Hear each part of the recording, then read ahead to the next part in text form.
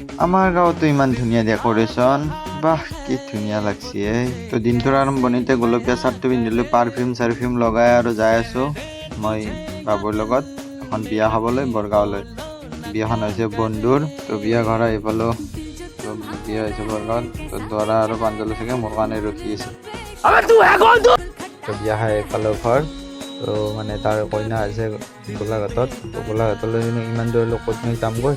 ল'ৰাৰ লগত যাবলৈ কৈছিলে কিন্তু নোৱাৰোঁ। আজি যিহেতু গাঁৱত বিয়া এখন আছে আৰু আমাৰ গুডুৰো জন্মদিন, গুডুৰ জন্মদিন বুলি আপিটোক কিবা এটা দিবলৈকে আহি পালোঁ দমদমা। তো দমদমাত আহি দেখাবলৈ ঘড়ীটো লৈ ল'লোঁ, বহুত ধুনীয়া লাগিছে কিন্তু গাইছ। দমদমাৰ উপহাৰৰ পৰা ল'লোঁ আৰু মোৰ লগত আহিছিলে কলো। তো কলোৰ মানে কালি লাষ্ট এক্সাম আছে, তো তাৰ কাৰণে মানে গাইছ সি প্ৰসাদ লৈ আছে। তো বাৰ্থডে গাৰ্লজনীক তাইলৈ অনা গিফ্টটো মই মানে দি দিলোঁ। তাইৰ মুখৰ হাঁহিটো চাওকচোন গাইছ। তো বহুত ভাল লাগে, কাৰোবালৈ কিবা এটা আনিলে ভাল লগা বুলি ক'লে। তো তাৰে পিছত বাৰ্থডে আহি পালোঁ আমাৰ গাঁৱৰে দাদাৰ বিয়া খাবলৈ। তো ডেক'ৰেশ্যনটো কিন্তু বহুত ধুনীয়া লাগিছে। তাৰপিছত আৰু আমি তিনিও বান্ধৱে আহি পালোঁ খানা খাবলৈ। তো খানা পানী আৰু কিন্তু বহুত ধুনীয়া হৈছে গাইছ।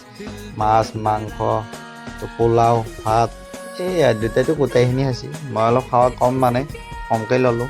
তো ডেক'ৰেশ্যনটো যিহেতু ইমানেই ধুনীয়া হৈছে, তো মই আৰু ফটো উঠিম বুলি চাৰ্টখনৰ দ্বাৰা কেইটামান পোজ দি দিলোঁ।